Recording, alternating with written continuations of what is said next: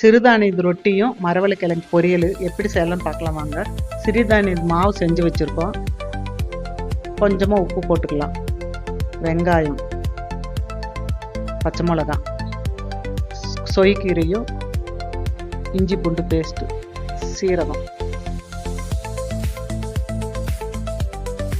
கொஞ்சம் கொஞ்சமாக தண்ணி ஊற்றி கலந்துக்கலாம். இந்த பதத்தில் மாவு பிசைஞ்சு ஒரு 10 நிமிஷம் மூடி வச்சிடலாம்.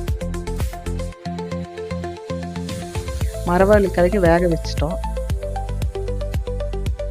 அது நடுவில் இருக்கிற வேரெல்லாம் எடுத்துட்டு க்ளீனாக சின்ன சின்னதாக பீஸ் கட் பண்ணி எடுத்து வச்சுக்கலாம்.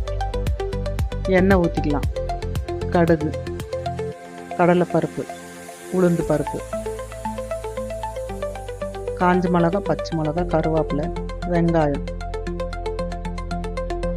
இஞ்சி பூண்டு பேஸ்ட்டு, தக்காளி, உப்பு, வெறும் மிளகாத்தூள், கரம் மசாலா எல்லாம் நல்லா எண்ணெயில் வதக்கிக்கலாம். வதங்கினதும் கட் பண்ணி வச்சுருக்க மரவள்ளிக்கிழங்கு போட்டு நல்லா கலந்து விட்டுக்கலாம். நல்லா கலந்ததும் கொத்தமல்லி தழை, கொஞ்சம் தேங்காய் துருவல், அவ்வளோதாங்க. மரவள்ளிக்கிழங்கு ரெடி ஆயிடுச்சு. இப்போ ரொட்டி தட்டிக்கலாம். இந்த மாதிரி கவர் வச்சு தட்டினீங்கன்னா உங்களுக்கு ஈஸியாக நல்லா வரும்.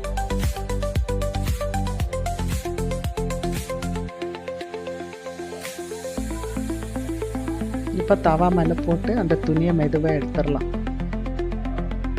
இப்போ சுற்றியும் எண்ணெய் விட்டுக்கலாம்.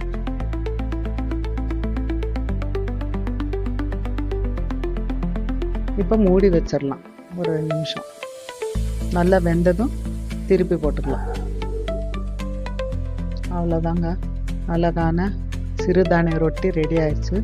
நீங்களும் செஞ்சு பார்த்துட்டு கமெண்டில் எப்படி இருக்குதுன்னு சொல்லுங்கள். உடம்புக்கு ரொம்ப நல்லது, சத்தானது.